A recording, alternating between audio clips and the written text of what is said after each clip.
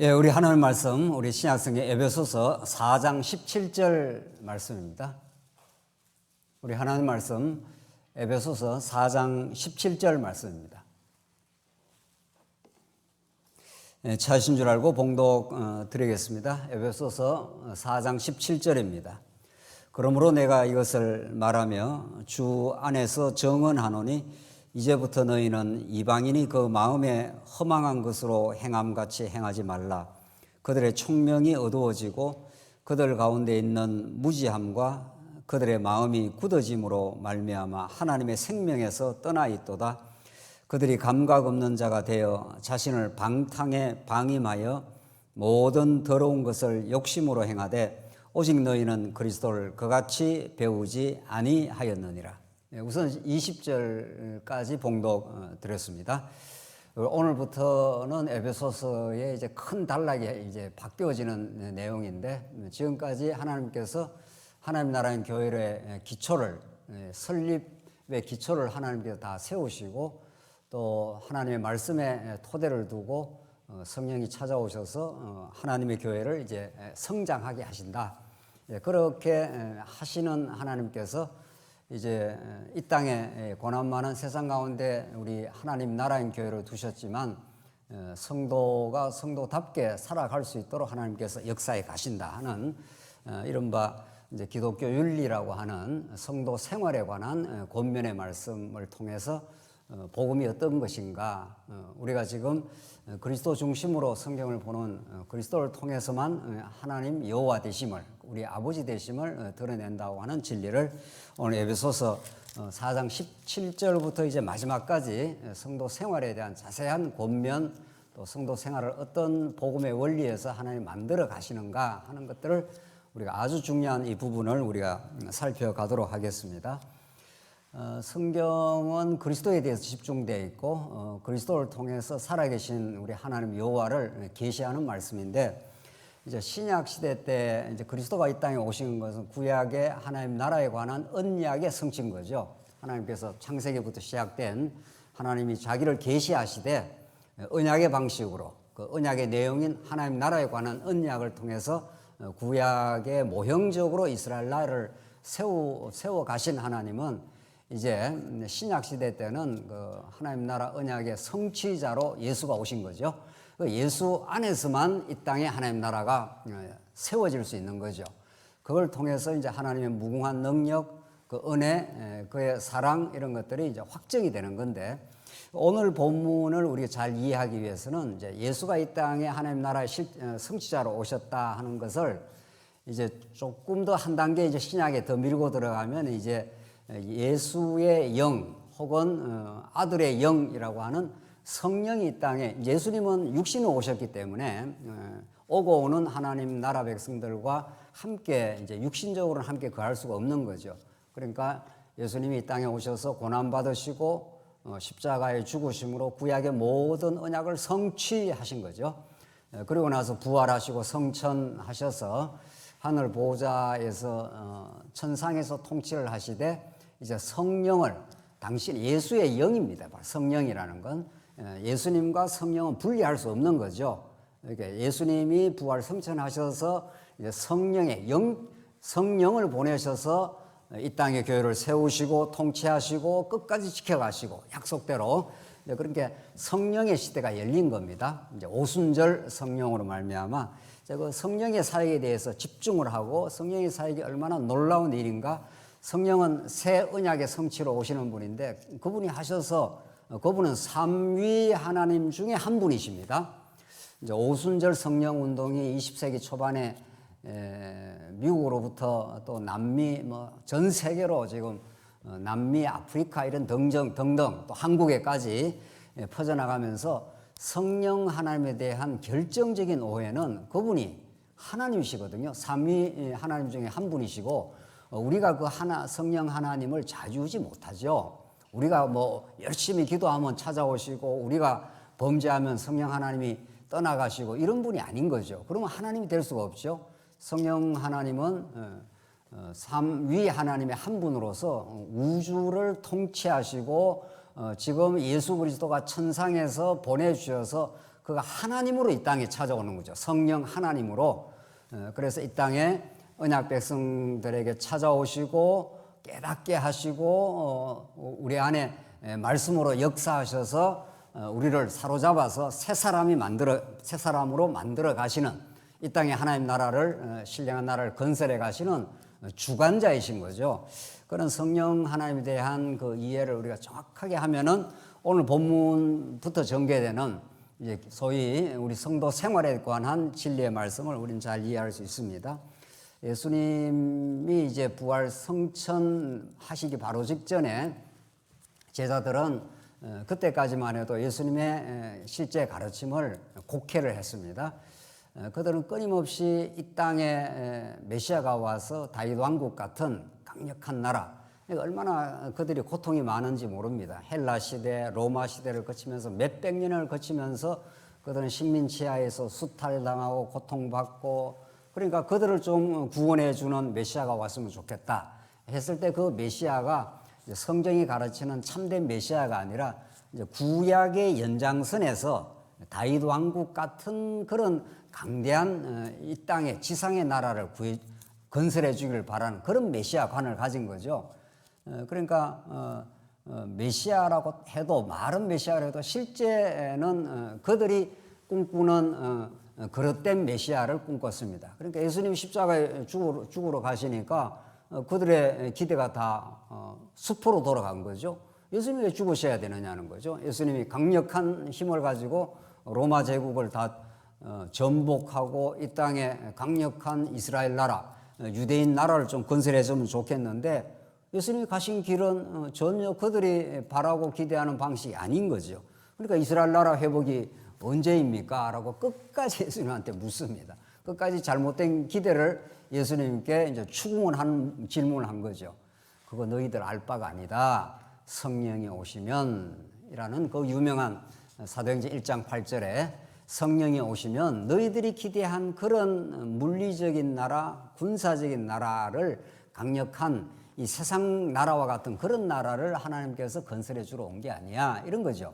다윗 왕국 같은 건 강력한 나라는 이제 하나님의 나라, 신령한 하나님 나라의 모형이었으니까, 예수님이 이 땅에 이루시는 나라는 영원한 나라, 사랑으로 통치하는 나라, 그 메시아가, 왕이신 메시아가 그 사랑을 확증하기 위해서 고난받는 나라, 십자가의 죽음으로 피를 흘려주시는 나라, 그런 나라를 내가 건설하러 왔다, 이런 거죠.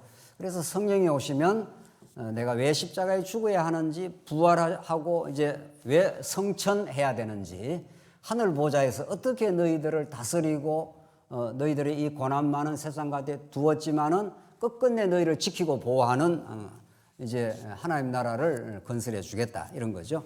그래서 이 예수님의 그 사도행전 1장 8절에 오직 성령이 너희에게 임하시면 너희가 권능을 받고, 이게 이제 중요한 겁니다. 성령이 오시면 진짜 하늘로부터 권능, 두나미스라고 하는 이 다이나마이트라고 하는 헬라어의 원어 아닙니까? 강력한 그 진리의 힘을 받는 거죠. 그렇게 받으면은 이 땅에 어떤 것도 두렵지 않게 되고, 베드로가 전격적으로 변하고 사도 바울이 그 죽음을 뚫고 나가는 그런 강력한 힘이 생긴 거죠. 예루살렘과 온 유다와 사마리아와 땅끝까지 이르러 내 증인이 되리라, 이렇게 예수님이 약속한 약속이 이 땅에 계속 성취가 됩니다. 2000년 교회사 가운데 이제 성령이 오시고 한 번도 그 약속이 훼손되거나 그 약속이 폐기된 적이 없습니다. 오늘 이 시대까지도 성령의 전적인 역사로 하늘의 진리가 깨달아지고 이 땅에 신령한 교회가 세워져 가는 거죠. 그래서 에베소서라는 이 아주 장엄한 교회에 대한 진리가 이제 쓰여진 겁니다. 성령이 오셔서 이 교회가 바로 창세전에 하나님께서 그 놀라운 창세전에 하나님의 계획 가운데 세워진 일이다. 그 은혜로 깨닫게 하기 위해서는 하나님께서 깊으신 뜻 가운데 우리를 허물과 죄로 죽었던 인생 죄 가운데 우리를 가두어 두셨고, 예수 그리스도의 구속의 사건을 통해서만 우리가 새 생명을 얻을 수 있다.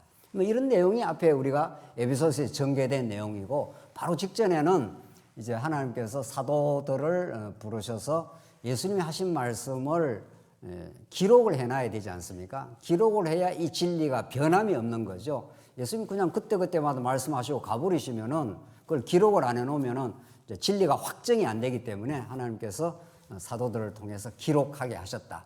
기록만 해놓으면 또 안 되잖아요. 그러니까 성령을 보내주셔가지고 기록된 말씀을 잘 깨달아서 전파할 수 있는 사역자도 이 땅에 보내신다. 그게 지난 시간 우리 하나님께서 직임자를 보내준다. 일단 이 교회 위에 복음 전하는 자, 목사와 교사. 우리 지난 시간 목사와 교사는 한 단어라 그랬죠. 양을 치고 목사라는 건 양을 친다. 양식을 먹인다는 거죠. 양들에게 좋은 꼴을 먹이고 또 가르친다. 목사 및 교사를 하나님께서 교회가 교회답게 세워지기 위해서는 그 진리를 풀어 가르치는 사람을 보내주신다는 거죠. 그렇게 해서 하나님께서 성도들을 온전케 하고 말씀으로 잘 무장케 해서 이 거칠고 황막한 광야지만은 말씀으로 잘 무장해서 이제 봉사케 해서 교회를 세워 가신다. 이게 우리 지난 시간까지 내용이고 오늘 본문의 말씀은 그러므로 이렇게 되지 않습니까? 이게 뭐 결정적으로 중요한 거죠. 이 그러므로라는 것은 우리 4장 17절에 나온 그러므로는 성경은 분리해서 성경을 읽을 수 없고 한 문맥으로 읽어야 된다는 거죠. 우리가 늘 그렇게 강조해 왔지 않습니까? 사실은 에베소서 한 권만 한 문맥으로 읽는 게 아니고 사실은 우리가 창세기부터 에베소서 앞이 뭐죠? 갈라디아서까지 그냥 한 문장이고 한 주제를 가진 한 문맥입니다. 우리는 그렇게 보는 거죠. 우리가 시간 관계상 오늘 에베소서 한 부분을 읽을 뿐이지 창세기부터 쭉 계속해서 하나님 나라에게 언약을 하시고 그걸 이루시고 범죄해도 노아에게 언약을 주시고 또 범죄해도 아브라함에게 또 언약을 맺으시고 계속해서 하나님 언약 성취를 이루시는 하나님은 이 땅에 메시아를 보내주셔서 이런 말이죠. 그래서 진리를 66권을 확정시킬 뿐 아니라 진리를 전파하는 이제 목사 및 교사를 이 땅에 보내셔서 성도들 하여금 자꾸 말씀을 깨닫게 한다는 거죠. 그래서 강력한 전신갑주를 입게 해서 그렇게 하나님께서 세워 자라게 하셨으므로 이런 말이죠. 오늘 그러므로가 66권 다 걸려 들어왔습니까? 다 걸려 들어. 66권이 한 구절도 이 그러므로에 안 걸려 들어오면은 이게 말씀이 안 되는 겁니다. 그러면 성경은 이 말했다 저 말했다 자꾸 파편화되는 거죠. 그렇게 볼 수가 없습니다. 성경 하나님께서 그렇게 하나님께서 은혜의 말씀으로 죽었던 우리를 허물과 죄로 죽었던 사람들 아닙니까? 그를 새 생명을 주시고 자라게 하셨으므로.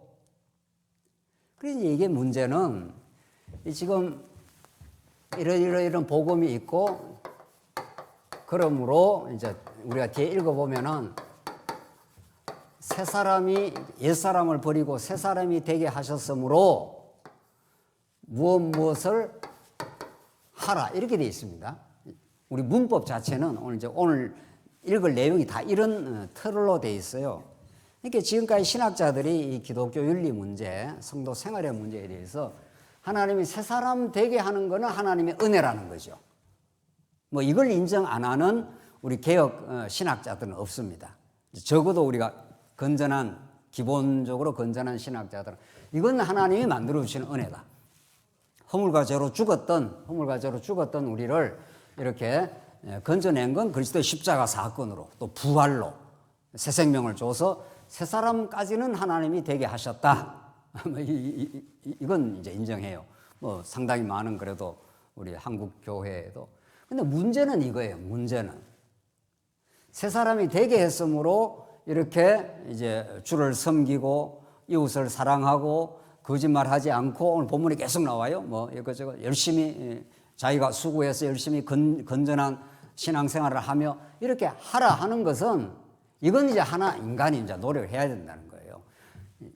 이렇게까지는 말 안 해도 하나님이 도우시긴 하지만은 하나님께서 명령했지 않았느냐. 그러니까 우리가 노력해야 된다.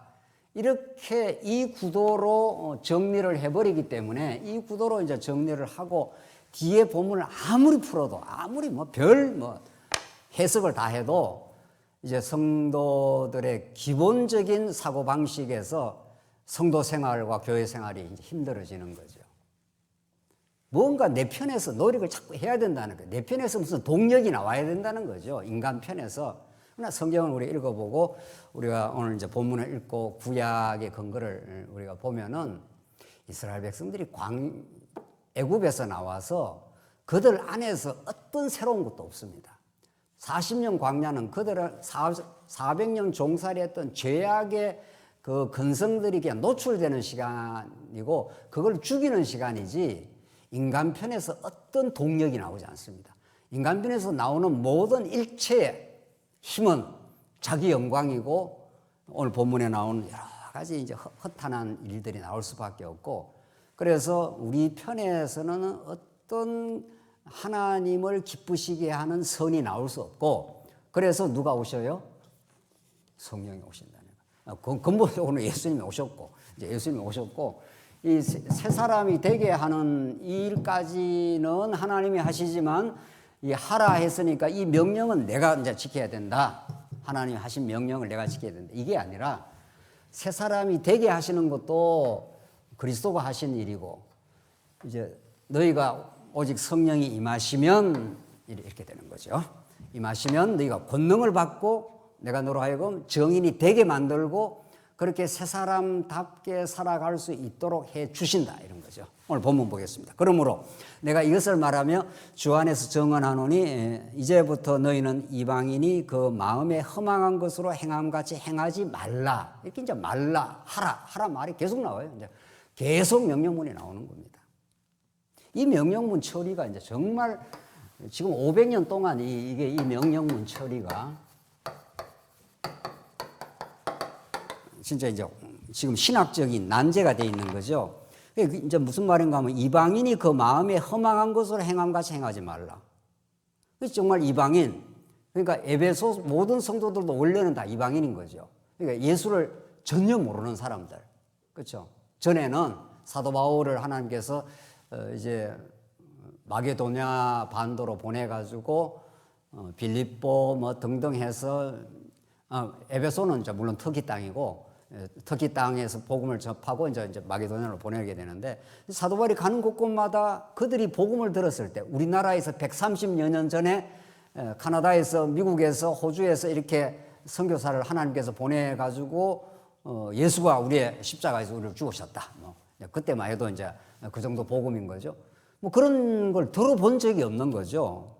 그러면 모든 인류는 예수 그리스도에 대한 복음을 듣기 전에 인류는 오늘 본문에 나오는 대로 이방인이 그 마음에 허망한 것, 그래서 마음에 허망한 것. 인간은 마음으로 살지 않습니까?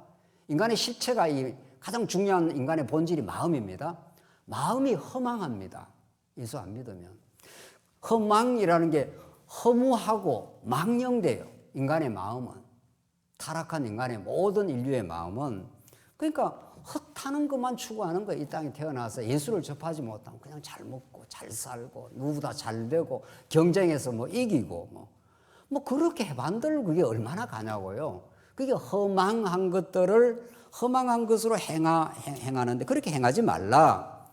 근데 이 명령을 그냥 이 명령문으로 처리한다고 인간이 우리가 바뀌느냐 이거죠. 요 본문만 딱 만약 읽으면은 조금 더 읽고 이제 설명해 보십시다. 그들의 총명이 어두워지고 인간에게는 총명이 없습니다. 이때 총명은 하나님을 아는 명철함인데 그 타락한 인간은 뭐 공부를 많이 한다고 하나님을 아는 것도 아니요. 무슨 돌을 닦는다고 하나님을 아는 것도 아니요. 별 재주를 넘어도 타락한 인간 편에서 하나님께로 나가는 길이 없습니다. 차단되어 있습니다. 그러니까 아담이 선악과를 따먹고 하나님께서 에덴 동산에서 추방을 시켜버렸기 때문에 그리고 구릅과 화영검으로 생명나무의 길을 막아버렸기 때문에 그걸 인간 스스로 뚫고 나갈 수가 없습니다. 어떤 인간도 그 말이죠. 그래서 총명이 어두워져 버려서 하나님 아는 명철이 다 어두워졌습니다. 캄캄합니다. 그러니까 인간은 그야말로 무지무명입니다.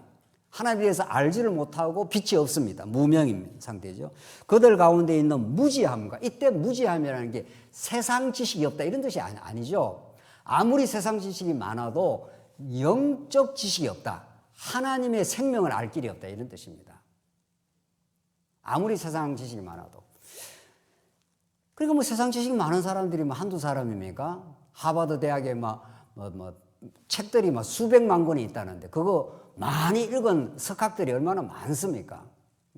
그래서 현대 문명을 비평하고 현대 문명에 대한 답을 지금 뭐 이렇게 많은 석학들한테 가서 묻지 않습니까? 기후 위기는 어떻게 해야 될까요? 뭐 지구의 미래는 어떻게 해야 지구를 어떻게 좀 더 뭐 살릴까요? 그들이 답을 줄 수가 없습니다. 뭐 부분적인 조금 뭐 답은 줘도 그들은 하나님에 대해서 무지합니다. 그러니까 세상 지식의 그 가치라는 게 그런 정도예요.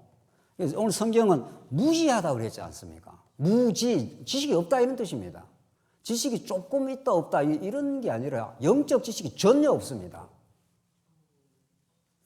제 지도 교수가 엄청 뭐 이렇게 공부를 많이 한 사람인데 저보고 그래요. 예수는 그냥 교육자라는 거예요. 교육학을 하신 분이니까 그냥 뭐 제자들을 따로 불러갖고 조금 이렇게 교육을 잘 시키는 그런 교육자라는 거예요. 그러니까 뭐 교육자야 교육적 활동은 좀 했지만 예수가 무슨 교육자입니까? 이 땅에 뭐 선생 랍비 정도 수준이냐고요? 전혀 그렇지 않습니다. 예수는 하나님의 아들로 오시고 죽었던 인생을 죄인들을 부르러 오신 영원한 생명의 주관자예요. 무슨 이 땅에 무슨 교육 좀 하는 그런 사람이 아니라 무슨 석가모니나 공자나 이런 반열이 아니라니까요. 그러니까 영적으로 세상 지식이 아무리 많아도 무지한 거예요. 그들의 마음이 굳어짐으로 말미암아 하나님의 생명에서 떠나 있다. 중요한 거는 마음의 굳어짐, 마음이 돌처럼 단단합니다. 하나님의 진리가 들어갈 틈이 없습니다. 하나님의 말씀을 전해주면은 그게 튕겨 나오는 거죠. 하나님의 아들 예수가 십자가의 죽음으로 하나님의 계시가 완성이 됐다. 이런 말들을 알 수가 없는 거죠. 왜 하나님 아들이 십자가에 죽어야 돼? 알 길이 없는 거죠. 그러니까 마음이 굳어져 있습니다. 그래서 오늘 중요한 단어는 하나님의 뭐라 그랬습니까? 생명에서 떠나 있습니다. 아담이 타락한 이후에 하나님은 영원한 빛이시요 영원한 생명이요 영원한 능력이신 그 하나님의 존재가 그러신 분인데 아담이 타락하고 나서 하나님의 생명으로부터 떨어져 버렸습니다. 그래서 이 땅에서 어떤 것을 추구해도 하나님의 생명, 하나님을 알 길이 없습니다. 그렇게 되어 있습니다. 그러니까 우리가 그런 상태에서 우리 편에서 노력해서 하나님의 생명으로 나갈 길이 없습니다. 그러니까 하나님 편에서 인간에게 찾아오신 복음입니다. 그러니까 아브라함이 갈대아우르는 그 시대에 대단한 문명입니다. 메소포타미아 문명, 우리 인류의 4대 문명의 발상지가 아브라함이 살았던 그 갈대아우르입니다. 얼마나 그 대단한 그 문명이 거기에 언어가 발달하고 말이죠. 엄청난 문명이 있었던 그곳입니다. 아무리 문명이 발달해도 하나님을 모르면 다 허망합니다. 허망합니다. 정말. 여러분과 제가 이렇게 하나님의 말씀을 듣는, 말씀을 같이 나누는 이런 예배 자리에 올 수 있다는 건 엄청난 사건입니다. 사실은. 그냥 뭐 수요일이니까 뭐 주일이니까 오는가 보다. 이럴 일이 아닙니다. 우리가 만약 하나님 우리를 부르시지 않았으면은 오늘 본문에 말하는 대로 마음에 허망하고 총명이 어두워져 있고 무지하고 마음이 굳어져 있고 궁극적으로 하나님의 생명에서 떠나 있습니다. 하나님의 생명에서 떠나기 때문에 어떤 노력과 시도도 죽음입니다. 영적으로 죽음입니다. 허물과 죄로 죽은 상태입니다. 그러니까 하나님이 이렇게 찾아오시는 종교입니다. 모든 기독교 외에 일체의 종교, 뭐 마호메시든 뭐 불교든 유교든 모든 종교는 인간이 신을 찾아가는, 진리를 찾아가는, 고행을 하고 수행을 하고 찾아가는 종교죠. 인간 편에서 노력을 한다 이 말입니다. 얼마나 노력을 합니까? 불교에서는 3000배를 하고 말이죠. 돌을 닦고 막 계속 인간 편에서 뭘 한다는 거 아니에요. 기독교는 인간 편에서 어떤 시도 어떤 노력도 불가능합니다. 또 노력을 해도 찾을 수도 없습니다. 하나님께서 찾아오신 거죠. 하나님의 생명에서 떠나 있는데 이 생명을 이렇게 고리를 다시 회복시켜 주는 분이 하나님이 보내시는 하나님의 아들 유일한 중보자입니다. 이걸 우리는 예수님이 중보자로 오신 겁니다. 생명을 이어주려고 예수님 십자가의 죽으심이 하나님의 영원한 언약의 성취 사건입니다. 죽고 부활하심으로 하나님과 연합이 된 겁니다. 이게 창세기 1장에 3장이 우리가 늘 중요하다고 하지 않습니까? 예. 아담과 하와가 한 몸을 이룬 걸 연합이라고 합니다. 그건 예수 그리스도를 통해서 우리 모든 지체들이 우리가 죽었던 생명에서 죽었는데 예수님이 죽고 부활하심으로 예수님과 우리가 연합된 겁니다. 예수님과 연합된다는 건 하나님과 연합이 된 겁니다. 이걸 하나님 나라라고 합니다. 그 생명과 연합이 되면 하나님으로부터 모든 공급함을 받고 산다는 걸 깨닫게 됩니다. 우리의 육신의 생명까지도 오늘 하루 숨 쉬고 살아있는 것도 하나님께서 주시는 생명이라고 이제 믿어집니다.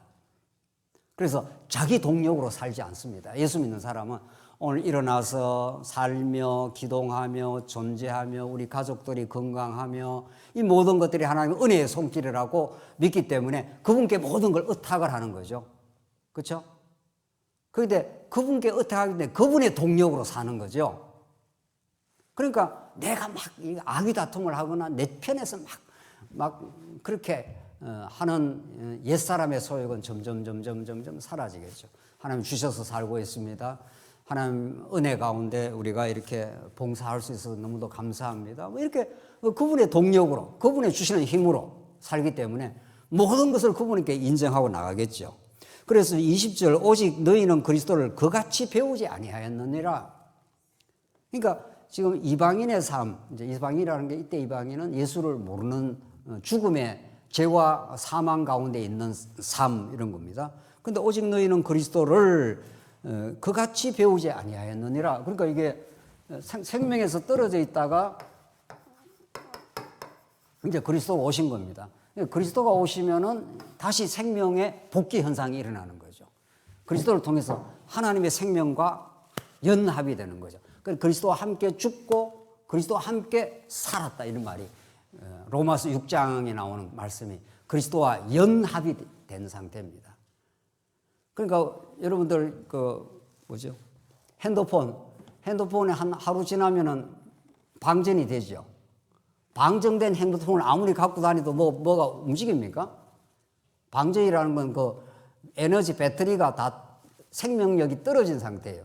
그 떨어진 배터리를 아무리 손으로 노력한다고 되지 않습니다. 작동하지 않는다는 거죠. 어떻게 해야 되죠? 다시 전기가 들어오는 원선에다가 그걸 딱 연결을 시켜야 그걸 한동안 배터리가 다시 충전이 되면 그게 움직이죠. 우리는 방전된 상태예요. 하나님의 생명으로부터 완전히 떨어진 상태입니다. 아무리 노력해도 하나님을 알 길이 없습니다. 하는 것마다 허망합니다. 하는 것마다 하나님의 총명으로부터 벗어나 있다. 그러니까 오직 너희는 그리스도를 그같이 배우지 아니하였느니라. 너희 이제 그리스도를 알았지 않았느냐. 그리스도를 지금 사도 바울을 통해서 배웠지 않느냐. 그리스도가 길이요, 진리요, 어떻게 해요? 생명이라. 그리스도를 통해서 하나님께로 나가는 길이 열렸고 그분이 참 하나님을 하나님답게 알게 하는 진리로 오시고 그가 생명으로 오셨다. 그 생명의 공급 안에 우리가 살지 않느냐 이런 말이죠. 21절 진리가 예수 안에 있는 것 같이 나오잖아요. 진리가 예수 안에 있는 것 같이 in Christ, in 예수라는 건 정말 중요한 표현이에요. 예수 안에만 생명이 있다 이런 뜻이죠. 우리가 이제 예수 안에 예수를 믿게 되었습니다. 자, 그러면 같이 너희가 참으로 그에게서 듣고 사도 바울은 에베소 성도들한테 너희가 그에게서 듣고 이럽니다. 지금 에베소 성도들은 예수님을 직접 못 봤죠. 그렇죠? 사도 바울이 가서 복음을 전파해서 예수가 하나님의 아들 그리스도다 이러는데 지금 표현은 어떻게 되어 있습니까? 에베소 성도 너희들이 그에게서 듣고 이랬습니다. 그 실제는 누구한테 들었습니까? 사도 바울에게서 말씀을 들은 거죠. 중요한 건 사도 바울은 하나님이 쓰시는 도구임에 불구하고 사도 바울이 예수를 증거하면 에베소 성도들도 예수님의 직접 음성을 듣는 겁니다. 그렇게 지금 바울이 해석을 하는 겁니다. 마찬가지죠. 예. 목사가 바른 복음을 전하면은 목사가 이제 빗나간 복음을 전하면 들을 것도 없는 거죠. 바른 복음을 전하기만 한다면 모든 우리 성도님들은 그의 예수의 말씀을 듣는 겁니다. 예수님이 지금 살아계셔서 지금 전해주는 거하고 똑같은 현실이 되는 거죠. 그 성령이 우리 안에 역사하면은 그분의 말씀을 듣지 목사의 무슨 권위로 말씀을 듣는 게 아닙니다. 목사의 사명, 목사의 할 일이라는 것은 그분의 메시지를 가감 없이 그분의 영광과 그분의 능력과 그분의 하나님 나라 되심과 그걸 그냥 전해주는 것 뿐이면 성도들은 여러분과 저도 목사도 전하면서 듣습니다. 목사는 하나님의 사역자로서 전하면서 예수의 음성을 듣는 거죠.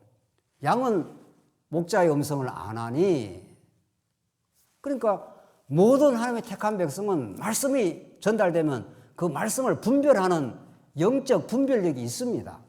나는 뭐 공부를 많이 안 했는데요. 그런 말씀 하면 안 됩니다. 교회에서는. 공부하고 아무 상관없습니다. 진리의 말씀은 양은 목자가 전해주는 말씀이 이게 제대로 된 꼴이라면 그대로 알아듣습니다.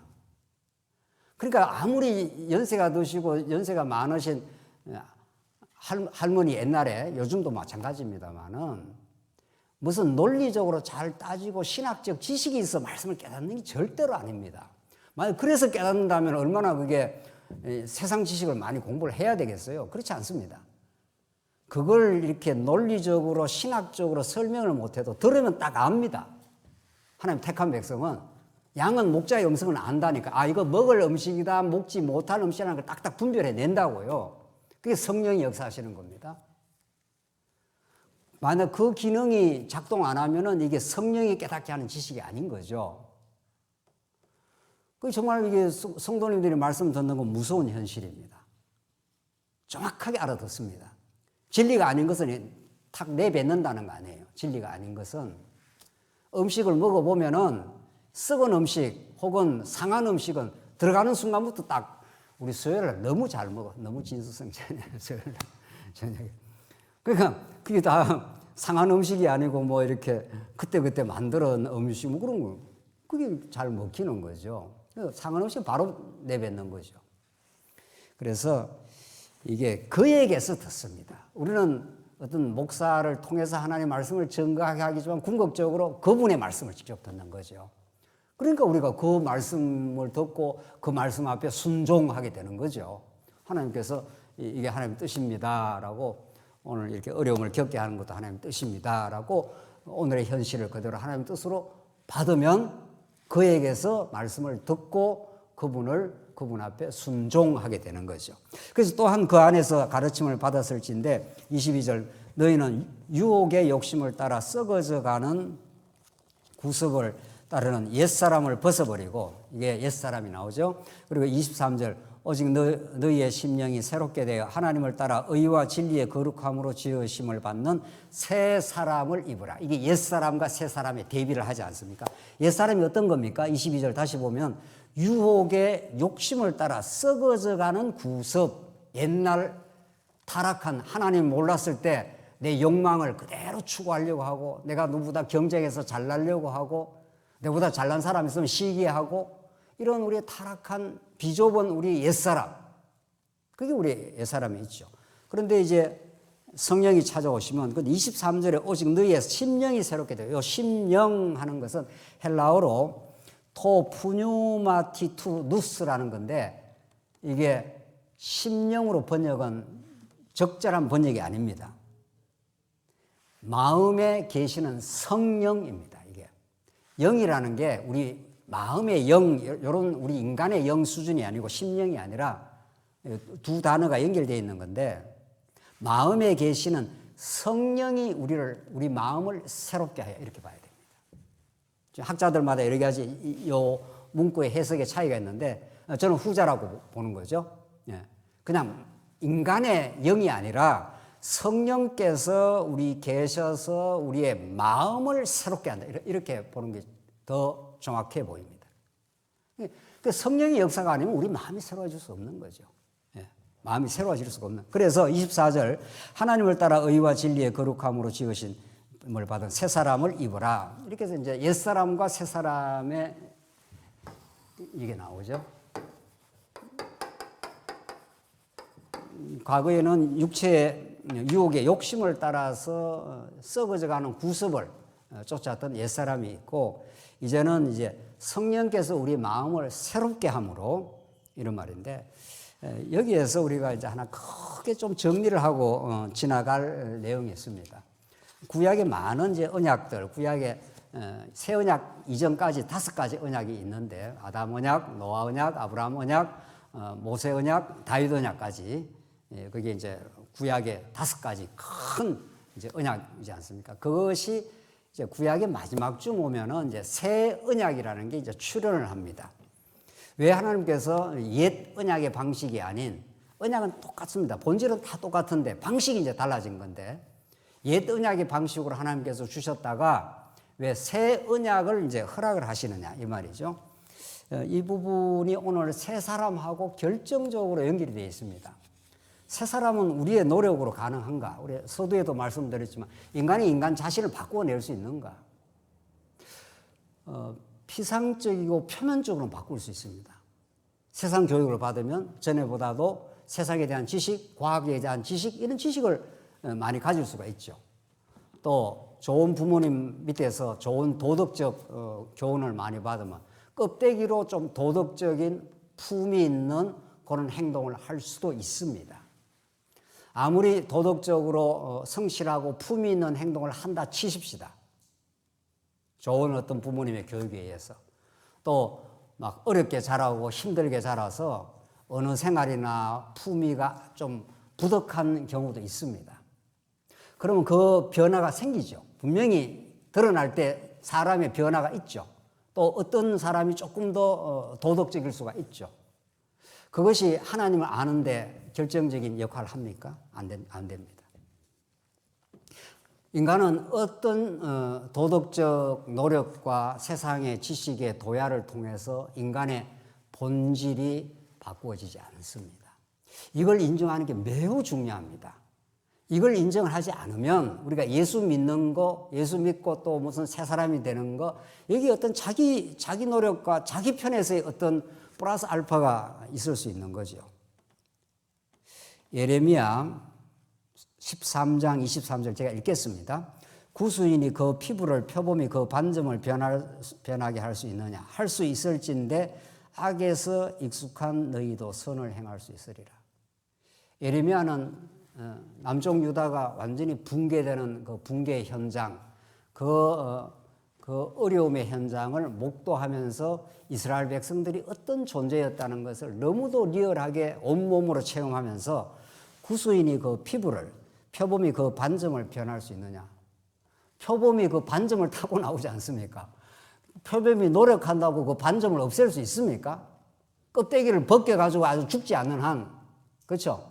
구수인이 그 흑인이 피부를 바꾸어낼 수 있습니까? 노력하면 피부가 바뀌어집니까? 바뀌어지던데요. 뭐 성형을 한다든가 뭐 요즘에 무슨 뭐 피부를 좀 뽀얗게 하는 뭐 방법이 뭐 있다고 하는데 그건 바꾼 게 아니죠. 그만큼 인간은 죄와 자아는 붙어 있습니다. 죄라는 거하고 인간의 본질이 붙어 있기 때문에 죽지 않고는 죄가 사라지지 않습니다. 그래서 하나님께서 가나안 땅에서 아브라함이 언약을 하고 다시 가나안 땅까지 오기까지 역사가 이제 애굽을 400년 거치고 광야 40년 거쳐서 이제 그렇게 옵니다. 그렇죠? 그런데 얼마나 이스라엘 백성들이 그 옛자가 무너지는데 긴 시간이 걸리는지 모릅니다. 400년 종살이를 했기 때문에 그들은 머리끝에서 발끝까지 죄로 가득 차 있습니다. 그들은 스스로 변하지 않습니다. 그러니까 40년 동안 계속 죽여납니다. 1차 시련에서 죽이고 2차 시련에서 또 죽이고 3차 시련에 또 죽이고 그렇게 해서 새 사람을 만들어 갑니다. 이 옛사람이 새사람 만들어가는 이 일이 평생의 작업이고, 그러니까 새사람이라는 신분 변화는 예수 믿으면 바로 이루어지죠. 우리가 군대에 가서 민간인복 있다가 군인복을 딱 입으면 바로 군인이 되는 겁니다. 그러나 군복 입으면 바로 군이라는 신분은 됐지만은 군인다워지고 아주 철두철미한 정병으로 자라기까지는 많은 훈련을 거칩니다. 엄청 훈련을 거칩니다. 여기 우리 여성 동지들은 군대 생활 안 해서 잘 모르죠. 제가 그래도 ROTC 장교 출신 아닙니까? 장교 소위 다는 데까지 몇 번 죽었다 살아나야 됩니다.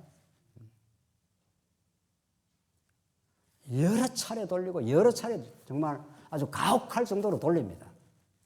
한 군대의 정병으로 탄생하기까지 많은 훈련을 거칩니다. 한 사람이 옛사람이 새 사람의 신분 되는 거야. 예수 믿으면 바로 우리는 하나님 나라 백성이에요. 바로 거기에 하나님 아들이 되는데 어떤 조건도 필요 없습니다. 바로 하나님 아들이 됐습니다. 신분이 딱 바뀌었습니다. 그러나 예수를 믿었다고 해서 바로 예수 그리스도와 닮아가는 삶이 바로 나오지 않습니다. 왜? 옛사람이 있기 때문에. 옛사람을 그대로 그냥 갖고 평생을 그걸 죽여가는 과정인 거죠. 그러니까 인간의 영적 성숙은 더디고 깁니다. 이걸 잘 이해하는 게 정말 중요합니다. 말씀 좀 잘 깨닫고 성경 좀 깨달으면 막 변할 것 같은데 그렇지 않습니다. 성경을 깨달은 건 지식적으로 잘 깨달을 수 있습니다. 성경 언약 성취로 돼 있어. 언약에 하나님이 이렇게 살아 계셔. 그건 체계적으로 잘 배우면 한 몇 년 안에 성경 66권도 알 수 있습니다. 그러나 진짜 새 사람답게 살아가는 데는 한 사람의 민간인이 군인이 되고 그 군인이 장교로서 되기까지 2년 혹은 육사 같은 데는 4년 엄청나게 훈련을 받지 않습니까? 몇 번 죽었다 살아나야 됩니다. 그러니까 더 정병으로 태어나기 위해서는 더 많은 훈련을 거치죠. 더 많은 훈련을. 몇 번 죽다 살아나는 거예요. 그 이스라엘 백성을 말하면 40년 광야라는 게 그런 겁니다. 여러분과 저는 얼마나 죽었습니까? 옛사람이? 몇 번 죽는 거죠. 그래서 새 사람의 삶으로의 성장은 인격적 성숙이기 때문에 더디고 길게 갑니다. 그러니까 한참 죽었다가 큰 병에 걸렸다가 한번 또 살아나기도 하고, 사업에 큰 어려움이 왔다가 또 회복되기도 하고, 우리 자식들이 큰 또 어려움에 봉착해서 부모가 마음을 엄청 졸이기도 하고, 이러면서 우리 인생사가 우리 뜻대로 되지 않는 거구나. 내가 탐욕 부린다고 되지 않는 거구나. 이런 것들을 엄청 겪으면서 또 옛사람이 한번 무너지고 속사람이 자라고, 엄청 겪고 또 무너지고 자라고. 우리 교회는 어떻습니까? 몇 차례 지금 하나님께서 시련을 통과했지 않습니까? 그러면서 하나님이 진짜 세우시는 거구나. 우리의 어떤 의기투합으로 우리 인간적 힘으로 단결해서 교회가 세워지는 게 아니구나. 저는 복음이 아니면 안 되고 정말 우리의 힘으로 교회를 세울 수 없다는 것을 하나님께서 적나라하게 드러내시고 하나님의 은혜뿐이구나 하면서 우리의 속사람이, 이 속사람도 개인으로 자꾸 생각을 할 필요가 해서는 안 됩니다. 엄격하게는 우리 다 지체로서의 하나로 묶여 있습니다. 묶여 있기 때문에 서로서로 훈련을 받고 서로서로 단련을 받으면서 정말 그리스도의 능력이 아니면 안 되는 거구나. 이런 것들을 깊이 깨닫는 삶의 여정입니다. 여기서 하나님의 은혜를 더 깊이 배우고 또 배우고 그렇게 하는 거죠. 광야만 그런 게 아닙니다. 이스라엘 백성들 가나안 땅은 천국의 모형인 건 사실이죠. 가나안 땅 들어가서 얼마나 많은 전쟁을 치릅니까? 그러니까 가나안 땅은 천국과 또 광야의 삶이 같이 믹스되어 있는 겁니다. 우리가 이 땅에서 영원한 천국, 영원히 사랑과 새 땅이 오기까지는 우리가 예수 믿으면 천국이라 그러지 않습니까? 교회가 하나님 나라라 그러죠. 이 하나님 나라 안에도 여전히 영적인 싸움은 여전히 있습니다. 왜냐하면 그 땅에 가나안 7족 속도들이 아주 강고하게 도사리고 있기 때문에 여호수아가 들어가서 전쟁 치르는 과정이 만만치 않습니다. 여리고 성막 대성리를 구하고 나서 당장 아이성 가서 어떻게 하죠? 한 2, 3천만 올라가면 됩니다. 이러다가 대패를 하지 않습니까? 아이성 조그마한 성에 가서 엄청 패배를 한다니까요. 그래서 여러분과 제가 이게 예수를 지금 믿었다는 거 아닙니까? 아이고, 예수 믿었으니까 뭐 룰루랄라 하고 막 모든 게 다 해피하고 모든 게 다 평안한, 그렇지 않습니다. 예수 믿고부터 제대로 된 전쟁이 남아있는 거죠. 그래서 하나님께서 전신 갑주를 입으라는 거죠. 뭐 어지간히 무장했다가는 이 옛사람의 유혹, 옛사람의 구습, 인간의 습관이라는 게 이게 간단치 않습니다. 우리는 죄로 끌려들어가는 것은 너무 쉽습니다. 하나님께서 말씀으로 무장하고 또 교회 생활하고 또 복음 안에서 기쁨을 누리고 이렇게 하지 않으면 뭐 판판히 패배할 수가 있는 거죠. 그래서 예수 믿고 영원한 새하늘과 새 땅에 가기까지 뭐 어렵다 이런 뜻이 아닙니다. 우리 힘으로 안 된다 이런 뜻입니다. 성령께서 우리를 도우시고 우리와 함께 하시면 또 승리가 있죠. 분명히. 또 감사함도 있습니다. 그러나 선줄로 착각하지 말라. 선줄로 아는 순간 바로 우리를 패배합니다. 우리가 이렇게 우리 교회가 성경신학으로 정말 체계적인 신학이 있어 이렇게 자고하는 순간 바로 패배로 들어갑니다. 우리는 한순간도 하나님을 의지하지 않으면 승리가 보장 안 됩니다. 그러니까 우리 믿음이 성장한다는 것은 점점 더 자기의 불가능함, 자기의 연약성을 더 뼈저리게 깨달음, 죄인 중에 괴수라는 사실을 더 절실하게 깨닫고 말씀을 의지하는 삶, 이런 것들이 우리 신앙의 성장이고 그 성장은 더딥니다. 또 더딘 게 좋은 겁니다. 가짜가 속성재배가 되는 거죠. 그렇죠? 뭐가 속성재배가 되나요? 뭐 심어놨는데 빨리 자라는 거 있잖아요. 그거 가짜예요, 가짜.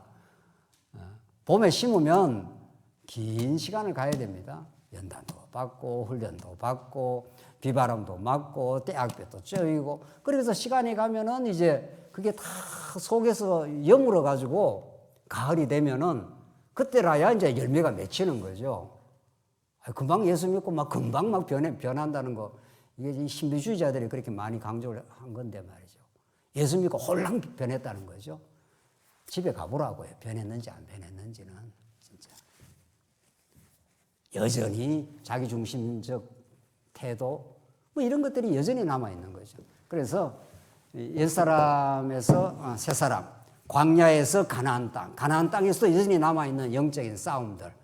그래서 정말 하나님이 도우셔야 하고 여호수아가 가나안 땅 진입했을 때 군대 장관이 딱 나타났지 않습니까?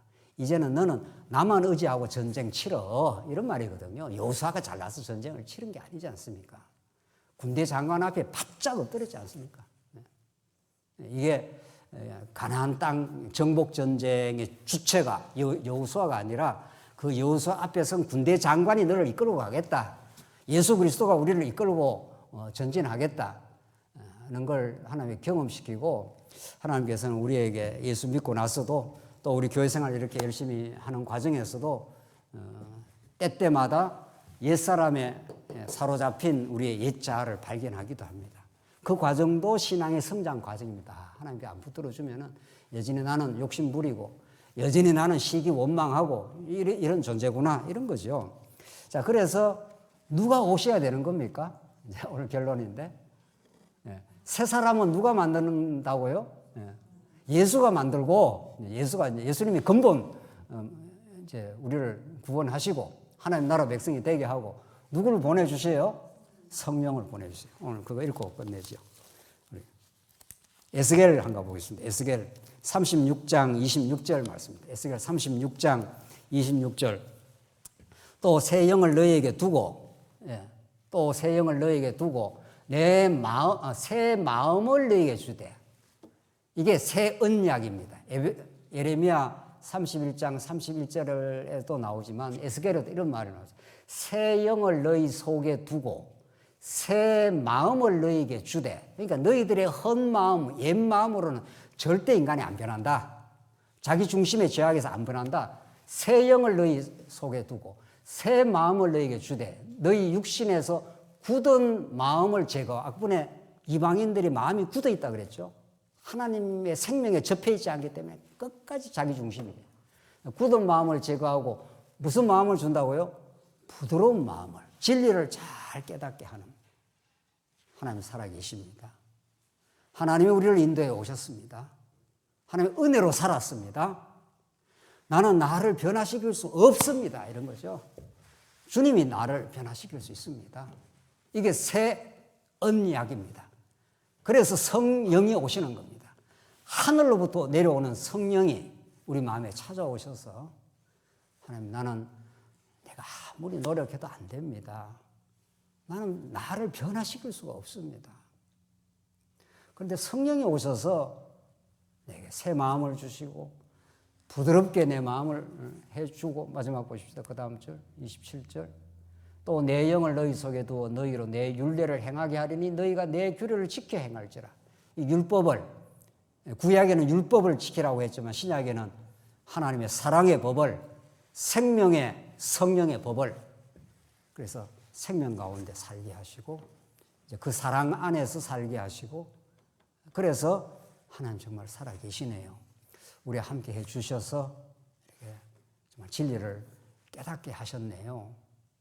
이제 굳은 마음에서 벗어나게 하셨네요. 라고 해서 에스겔 37장에 가면은 뼈다구들이 막 에스겔 골짜기에 나 뒹굴어져 있지 않습니까?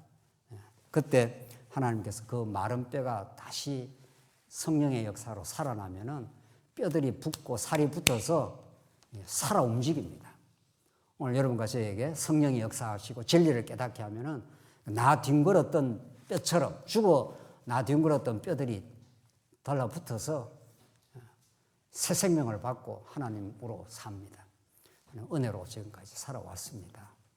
이렇게 놀라운 고백과 신앙을 하나님이 선물로 주십니다. 그 하나님의 동력으로 사는 사람, 그 사람은 삶에 어떤 일을 겪어도 범사에 하나님을 인정하는 거룩하고 놀라운 길을 하나님이 가게 하실 겁니다. 새 언약의 성취를 기대하시고 그분을 믿으시고 그분 안에서 진정한, 드디어 보리지만은 목표를 향해서 한 걸음 한 걸음 가시는 복된 삶 있길 바랍니다. 네, 기도하십시다. 자비하신 하나님 아버지, 은혜를 감사합니다. 하나님, 우리 힘으로는 우리 자신을 변화시킬 수가 없습니다. 얼마나 육체의 소욕이 강하고 자기중심적인 우리 옛사람의 소욕 때문에 우리가 많이 괴로워도 하고 또 이웃과 갈등하기도 하며 살았습니다. 하나님, 새 언약의 성취로 오신 성령께서 우리 마음을 붙들어 주시고 우리 마음을 평안케 하시고 굳은 마음을 부드럽게 하셔서 하나님을 의지하고 하나님만 바라보며 우리 삶을 영위할 수 있도록 주께서 우리 함께 해 주시옵소서. 예수님 이름으로 기도하옵나이다. 아멘.